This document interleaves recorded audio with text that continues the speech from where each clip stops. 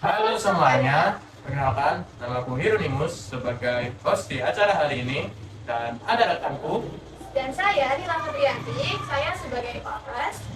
Selamat datang di podcast yang membahas atap paling berharga dalam hidup kita, yaitu Relasi. hari ini kita akan fokus pada seni membangun relasi, bagaimana kita bisa menciptakan, memelihara, dan mengembangkan koneksi yang tidak hanya luas, tapi juga mendalam dan bermakna.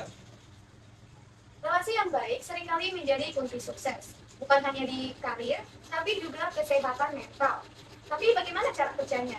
Kita akan dengar dari para ahli dan praktisi tentang strategi yang menjalin hubungan yang tak ternilai. Sebelum lanjut, mari kita perkenalan dulu nih sama narasumber kita pada hari ini.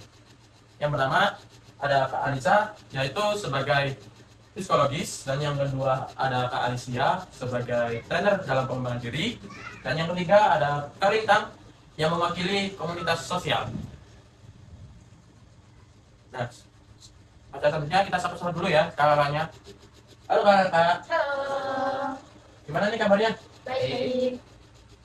Eh, oh iya, kalian boleh nggak sih sama-sama dulu para penonton kita sama jelasin dikit dah kesibukan kalian akhir-akhir ini apa?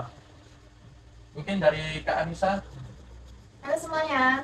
Jadi kesibukan aku akhir-akhir ini lumayan padat sih, seperti di konseling penyampaian dan menyusun laporan hasil pemeriksaan, juga menghadiri seminar dan kelas-kelas kesehatan mental. Halo, jadi kesibukanku saat ini biasanya aku ngisi acara seperti kayak seminar, workshop, itu juga bisa konseling juga. Jadi kesibukanku akhir-akhir ini kayak gitu. Jadi tadi ini saya menyempatkan waktu buat datang di podcast ini karena saya excited untuk mengikuti tema ini yaitu relasi. Terima kasih. Ya. Utusannya? Biasanya saya mengerjakan tugas yang diberi langsung oleh kepala atau wakil kepala dari komunitas kami. Dan kebetulan akhir-akhir ini saya luang, jadi bisa menghadiri podcast kali ini. Gitu ya. Ya, Oh ya, kalau boleh tahu untuk Kak Nisa dan Kak Alicia nih, kalian kan biasanya mengatasi atau menangani pasien-pasien yang punya penyakit mental ya, kalau nggak salah, atau kasus-kasus psikologis lainnya. Nah, biasanya tuh mereka tuh datang tuh karena apa sih kasus yang biasanya kalian tangani itu? Boleh dimulai dari Kak Ansya dulu. Kalau aku biasanya itu aku temuin biasanya di acara seminar. Mereka tuh minta solusi biasanya. Kadang tuh secara diri sendiri tuh mereka itu susah untuk berkomunikasi sesama individu. Jadi bisa dibilang kayak introvert gitu. Biasanya mereka tuh minta solusi biar gampang untuk bersosialisasi sesama kelompok maupun individu. Jadi mereka tuh kebanyakan itu susah untuk komunikasi. Jadi kebanyakan ya seperti untuk introvert. Nah, oke, baik. Kalau untuk Kak Anissa gimana? Jadi kebanyakan yang datang tuh kayak punya masalah dalam keluarga, terus masalah seperti percintaan dalam remaja seperti itu, dan itu membuat mereka itu loh, mentalnya rusak ya. Oh ya Kak Lintang, kalau kita tahu komunitas sosial tuh biasanya ngapain aja sih Kak kegiatannya tuh? biasanya kami memberi bimbingan sosial pada anak-anak kelas SMP atau SMA itu seringkali kita sebut. Tentang mana aja sih Kak kalau komunitas itu biasanya? Biasanya lebih sering di sekolah SMP. Kalau terakhir kali ini udah di SMA. Ya, Itu masih di area kota atau sudah ada jatuh di area luar kota? kalau area luar kota sih jarang ya, tapi pernah beberapa 3 kali lah kurang lebih. Soalnya komunitasnya masih tergolong baik. Jadi yang masih sering di dalam kota. Maka tentang Nah, aku mau nanya nih sama Kak Anissa. Kita mulai dengan pendefinisian ya. Apa sih bedanya relasi yang kuat dengan uh, sekedar kenalan atau kolega biasa? Jadi secara psikologis, relasi yang kuat dibangun di atas resiprokalitas atau timbal balik, kepercayaan dan kerentanan atau vulnerability. Kenalan hanya hanya bertukar informasi. Sementara relasi yang kuat saling bertukar dukungan emosional dan kesempatan. Hubungan ini memiliki kedalaman, bukan hanya kuantitas. Ya betul, apa yang dikatakan Kak Anissa tadi, kualitas relasi itu diukur dari seberapa nyaman Anda menjadi diri sendiri di hadapan orang tersebut dan seberapa besar Anda bersedia menawarkan nilai kepada mereka tanpa mengharapkan balasan instan. Nah, gitu ya. Jadi intinya itu adalah berfokus pada memberi nilai dan koneksi emosional ya, bukan sekedar mengumpulkan kartu nama. Ya betul sekali. Selanjutnya aku mau bahas sedikit nih tentang strategi dalam membangun relasi yang baik itu kayak gimana sih menurut kalian? Jadi yang pertama itu ada proaktif, yaitu jangan tunggu diajak. Ambil inisiatif untuk menjangkau, tawarkan bantuan atau sekedar menanyakan kabar. Lalu yang kedua, tunjukkan minat yang tulus.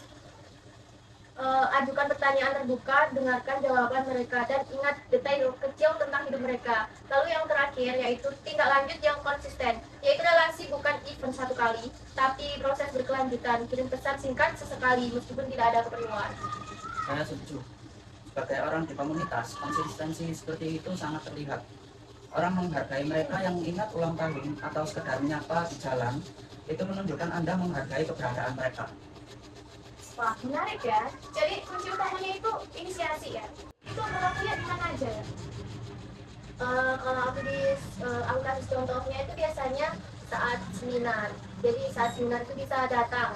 Nanti di tempat seminar tadi kita bisa seperti kenalan, bertukar informasi. Nah itu juga termasuk relasi. Kita menjalin jaringan, mencari informasi itu termasuk relasi. Jadi itu contoh dari kegiatan inisiasi, kehadiran, dan konsistensi itu.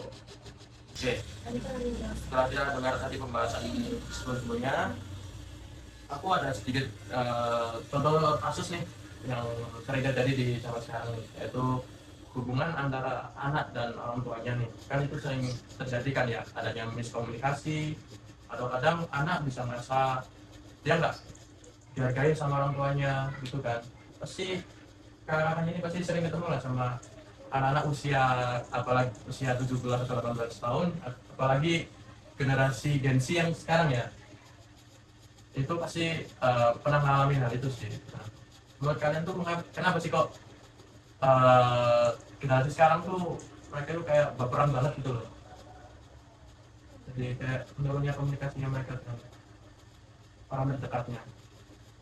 Jadi mereka tuh kurang komunikasi, hilangnya rasa aman untuk berbagi. Untuk pemulihannya, lakukan pengecekan relasi, jadwalkan waktu khusus, akui bahwa Tuhan melayangkan, dan tanyakan apa yang dibutuhkan oleh pihak lain agar relasi terasa berharga lagi.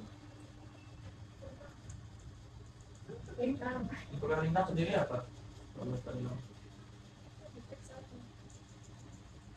Di sisi lain, relasi uji kekuatannya saat ini terjadi konflik atau kesulitan. Relasi yang kuat akan melewati badai bersama dengan fokus pada solusi dan saling mendukung, bukan saling menyalahkan. Dukungan saat jatuh adalah pokok terbaik bagi relasi. Ini penting sekali ya, jadi kita harus berani bicara aja dulu tentang status hubungan itu sendiri. Gimana menurut kalian guys? Menarik kan ya pembahasannya kita hari ini. Nah, sebelum kita akhiri, kita punya pesan nih untuk kalian semua. Boleh Kak Alicia pesannya buat para penonton hari ini? Oke, jadi aku punya pesan buat penonton yang udah nonton podcast kita hari ini.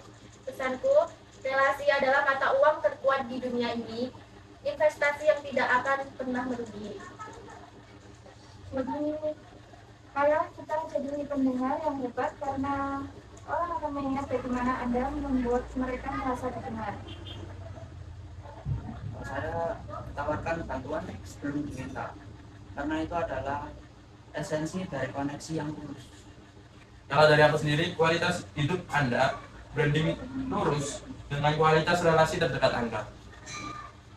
Mari kita berhenti sejenak dari kesibukan dan hubungi seseorang yang penting bagi Anda hari ini. Jadi obrolan hari ini kita belajar bahwa membangun relasi bukanlah bakat, melainkan keterampilan yang terus diasah dengan menjadi proaktif, tulus dan konsisten dalam membangun jaringan yang menjadi sumber kekuatan terbesar dalam hidup. Betul tuh. Setiap sapaan, setiap pertemuan kecil adalah batu bata yang membentuk istana relasi Anda. Terima kasih kepada kakak-kakak narasumber kita pada hari ini. Sama-sama. Nah, sebelum kita mengakhiri, kita punya jargon nih buat podcast hari ini. Kak Nila boleh bantu jargonnya apa, Kak? Nah, jadi kalau misalnya aku bilang connect, kalian jawabnya relasi kuat, hidup bermakna. Oke, kita mulai ya. Connect, Relasi kuat, hidup bermakna.